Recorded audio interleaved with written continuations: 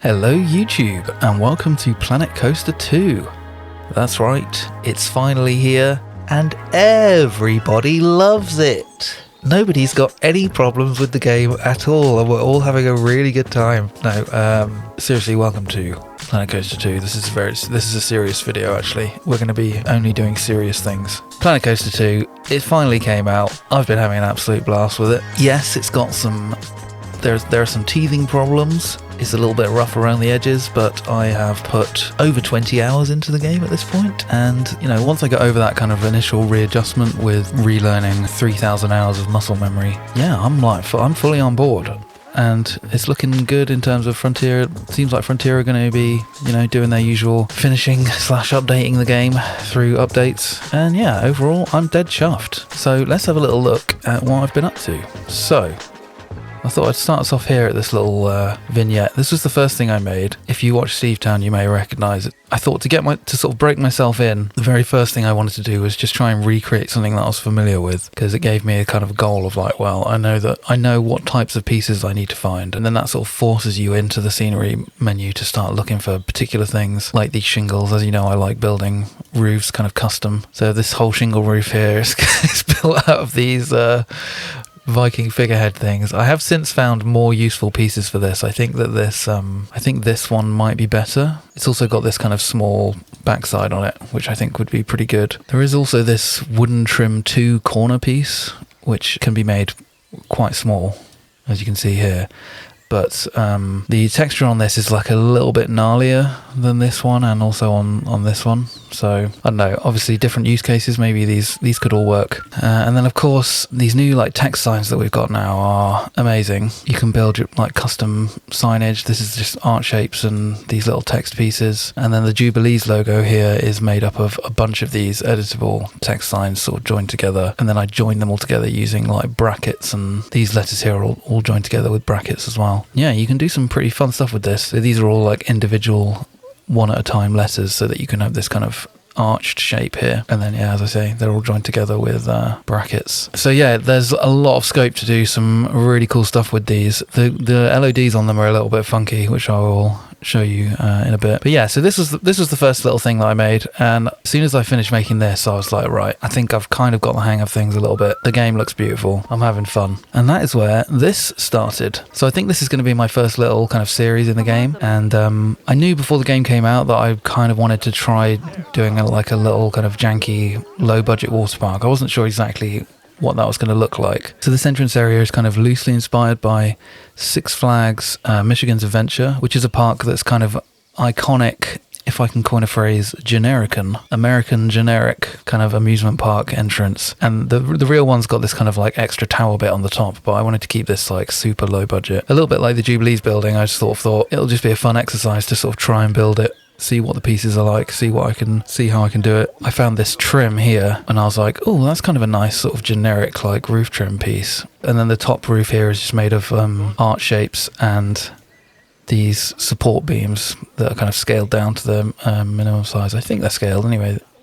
No, they're not even scaled. So these could be smaller if you wanted them to. And yeah, the overall effect is pretty pleasing, at least for this first project anyway. As you can see, I wanted to just kind of do more of my usual kind of American generic kind of amusement park style stuff. You know, I may branch out at some point, but this is the kind of the mode that I'm still operating in. The lighting in this game just makes such a difference. The vibe, like underneath these kind of like covered areas, like the vibes are just really exquisite. And yeah, obviously we're going with the Steve brand. It's Steve's Wet and Wild. And before we go in the park, one more thing to point out is that I have actually managed to get the path here. You can sort of see, if I get the edit tool out, you can see that I've removed the path where these booths are, so the guests just don't walk through them. And I thought I'd leave the last one just so I can show you how I've done that. So if you grab the delete tool and then go to the stamp tool and then go to the stamp delete tool, you can then use the advanced move tool like this to place it where you want it. We can delete this path there. That's instantly sent those people to the nether realm. And it's the end of the day report. Then, if we go... Oh, I've closed the path tool. Then if you go to the edit tool, we can do this little job here. Kind of similar to the way people are doing queue paths at the moment. We can just kind of basically hide the deleted section inside this little hut here. And it's important to note that once you kind of like selected one of these nodes, if you're just doing individual nodes, I find it often then wants to select two, like this. This one is still selected, so you need to right click to deselect it, and then you can select another individual node more easily.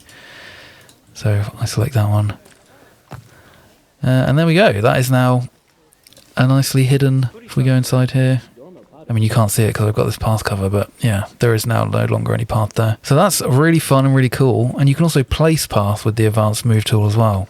Just FYI, if you're in the stamp builder, you know, if we just select a different path type, you can, you know, you can do whatever you want really. And I've been doing that all around here. I'll show you a couple more examples of that. So on the other side, inside the little kind of entrance plaza here, we've got a little Steve Supplies gift shop with the Splash Emporium inside it for people to buy, you know, sun cream, whatever it is that they buy in there. I can't remember. And then next to that, we've got just a little kind of picnic area. It looks kind of dark from the outside. I think that this is like a global illumination thing, but once you come inside here, it looks, yeah, I mean, the lighting is just so nice, isn't it? And then, yeah, we've got guest services here for people to buy pool passes and stuff. And then, obviously, there's no first aid in the game at the moment, but this is just where, you know, I've got a little first aid area off to the side here. I've got these little bin covers around. The bin selection at the moment, I have to say, is kind of poor. I think the best one, in terms of just like plain, unflavoured, if you will, is probably this circular one here. And then you can just cover it up with, you know, whatever you want, really. I just wanted to try and make this sort of like classic, generic sort of looking bin.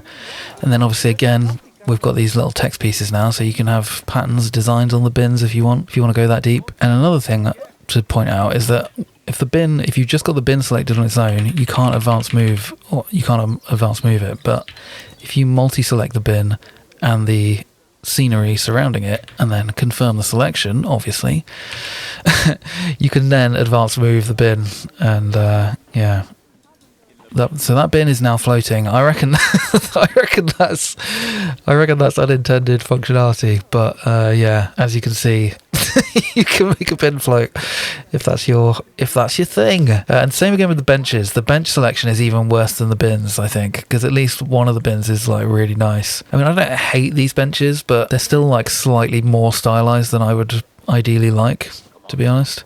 And same with these ones. They're okay. They're weirdly shiny, and again, they're kind of a little bit too stylized. With the normal benches, I've sort of built this little wooden cover for this is the most basic bench, so I built this little wooden cover to kind of make it just look like a normal bench, basically. And then over on the right side here, we've got some changing rooms. It's just a simple little building with a gentleman on the left and ladies on the right here. These like text signs, it seems to...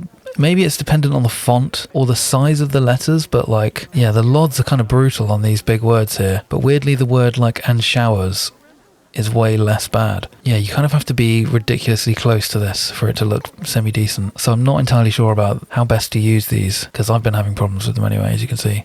But yeah, so this changing rooms, these lockers that I'm using are from the workshop. I will put a link in the description. I was quite impressed that they were there on like day 2 when I put these in, and I basically just went through. They had used like the kind of chain hook piece for all of the handles, and it just looked a bit odd to me, so I went through and replaced them with your friend of mine, the screen mount, which, by the way, the screen mount is now scalable and recolorable should you want it to be. So that, I think that piece is like, I mean, it was a really useful piece before, and now it's like they've like tripled its usefulness. And then inside here I did put some pathing in and put a couple of changing rooms, and again I sort of used the stamp tool and the node editor to sort of make this path kind of come in and then sort of come up the side here. And it's the same on the other side. This is a little bit more janky, but it doesn't matter because it's all hidden inside the building. And then again, yeah, inside these little covered locker areas, I used the stamp tool to put these different path texture inside here.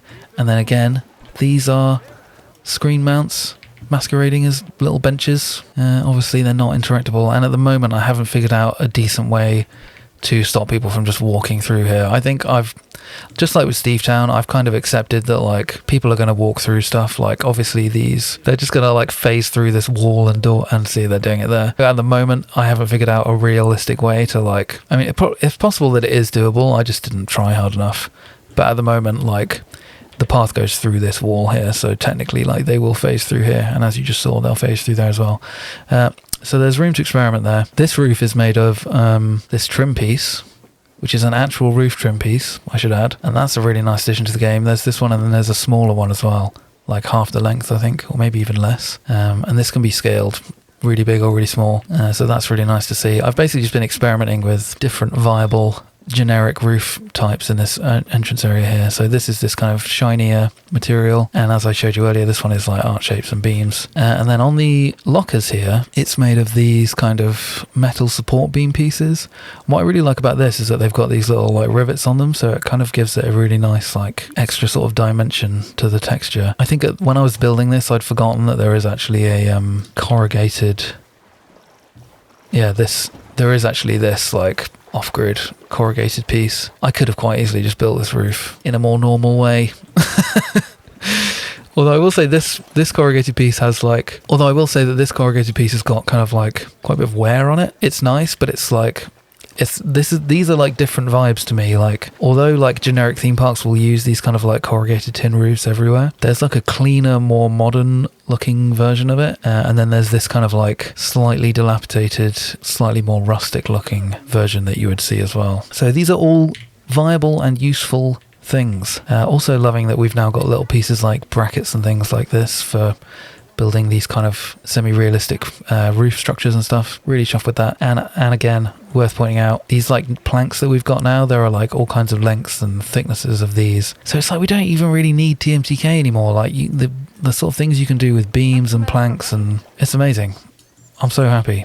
And then yeah, over on the other side here, we've got the first kind of main water feature of the park, and it's just a massive wave pool basically. This was kind of a nightmare to build, this kind of round shape. I had to like take several stabs at it. The path tool is kind of fiddly, but because I've well, at least so far I've only been working in like 2 dimensions, right? It feels manageable, whereas the pools, because you've got this added element of depth, and the game is kind of fiddly about how it deals with the like these depth areas, like this was kind of painful to do, and I think I settled in the end on using the stamp grid to kind of to build a sort of like an almost, I'll show you quickly. I sort of built it in, I think I built it sort of like this, right? And I built this kind of like stepped shape like this. This may not be like exactly how I did it, but I made this kind of shape, and then I came in with the edit tool like this, and I sort of reshaped it manually to get this kind of like almost like a sort of beaker shape. I don't know what you'd call that, which you often see with wave pools. So that was pain and misery. And the other thing I'll say is that I built it with no path around the, I set it to like whatever they call it. I initially did it with infinity mode, which just builds the pool like this with no paths around the edge. And I will say that was a mistake because attaching the paths and stuff. Oh, so that just leaves path behind, does it? Interesting. As I say, I built the pool without the paths around the edge, so then I had to attach all this path up to the pool, and that was kind of a painful process. But we got there eventually, and I'm actually like really, dare I say, chuffed with how this came out. And one other little thing to point out over here is that you can now get the like terrain on the terrain side of the path. You can now get the terrain to kind of like, it's imprecise and I can't figure out exactly how to make it perfect, but the terrain can now kind of hug the curb. So you get this much more natural kind of like terrain path interaction, which was just never possible in the last game. I've got this path over here which demonstrates it a little bit more clearly. You can see on this side here that it's done a really nice job. I've, with the like super low intensity, brought the terrain up to like to be flush with the curb here, but there are certain areas where for whatever reason it just doesn't want to play ball. Like you can see this edge here, it just like doesn't matter how much I click, it won't come up. This side's a little bit better, but again there's an area down here where it won't do anything. So yeah, I haven't figured that out yet. It's possible that there is a way to like consistently make this work, but this actually kind of makes me like the curbs, because now you get this really like natural looking very subtle like elevation step between the curb and the terrain, which I think looks really nice. Obviously, yeah, it would be great to get rid of curbs if possible, especially for queue paths, but I also think that this is really nice. Really happy with this. And obviously like this means that you could now like have like a really naturalistic kind of like sloped bed or whatever like right next to the path in the way that you couldn't before, which is sort of what I've done over here. Although you may notice that this over here is like even worse than that path that I was just showing you, where there are these areas where it just really doesn't want to sit flush. But from this side, it looks really nice. I'm really happy with it. And then yeah, for the wave pool, I need to give this a bit more decoration really. I'll probably put some sort of, you know, text or whatever on this wall, and then behind here I'm not going to build an interior for it, but there'll be like a sort of the housing for all of the like wave machine pumpy thingamajigs. So yeah, that's where we're up to so far. As I said, the idea with this is really just to do like a short series, breaking myself in on the game, learning the pieces, figuring out what's good. There's going to be, you know, a couple of slides over here, a couple of slides over here, and that's probably going to be about the size of it. I don't think there's going to be any rides. Maybe there will, but I don't think so. That's basically about where we're up to. Before we go, one thing I will say is that when I was in building mode, I was frequently having this issue where I was like, why am I having to press escape 10 million times? And I will say that the escape or the back key, because the right mouse click is also back, escape or back, which will sort of, you know, take you out of things. I'm just pressing right click now. I was like, why is it taking me so many escapes to get out of building? This can happen with the scenery tab, right? If I open this, I'm in this building here. Let's say I go to props, then I go to lights, then I go to like hanging lights, select an object, and then I press X to put it down, right? And then I place it. Obviously you would never place a light here, but this is for demonstration purposes. And if I now press escape, it's going to deselect the light. And then if you watch the scenery tab, the escape key is going back through all those clicks I did in the scenery tab. Whereas in the last game, it would just deselect the item and then I'd be where I am now. And it would be like 2 clicks to get back to not being in the building mode and having nothing, right? It sort of depends on how you've gotten to the item that you're using, I'm finding. And sometimes even if I don't follow this like path through all of the like subcategories, it will still, I'll be on an item and like that sort of thing will still happen. So if I do it here, see that it briefly was on because I clicked the favorites button, it was on the favorites. That was what was highlighted. So it had to, the first escape key was deselecting the thing that was highlighted, and now it's going back through all those tabs. So the point here really is, if you're in building mode and you've just finished like placing an item, the quickest way to get out is to just click done. And like, I know it's like painful to have to move the mouse and click on something, but I've kind of re-taught my brain basically to, for the moment anyway, to use the mouse a bit more. Hopefully they do something about this. Like, even on console, I'm not sure that you need to be like going back through every like little thing that you've clicked on. Like when I'm in building mode, what would be really nice would be if I could just like hold escape, or there's a separate keybind which basically just takes me from this to not even having to get rid of this. It just takes me straight back to here. Like one button, that would be amazing. Like a return to default or return to nothing button, basically, separate from the kind of like back functionality.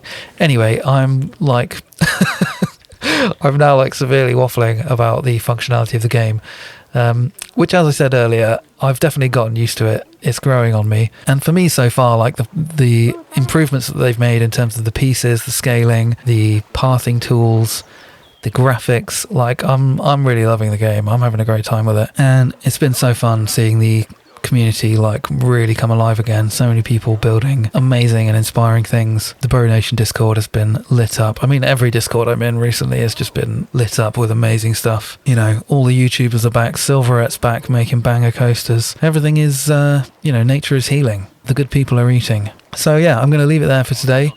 Hopefully it won't be too long before I'm back with some more. Also, just worth mentioning, I didn't record any time-lapse for today's episode. I just didn't want to turn on recording while I was learning the game, figuring everything out. I may do time-lapses in future episodes. I'm not entirely sure. If that's something that people really want to see, let me know in the comments. Yeah, I don't know. Let me know. And yeah, thank you very much for watching. I will catch you next time. Goodbye.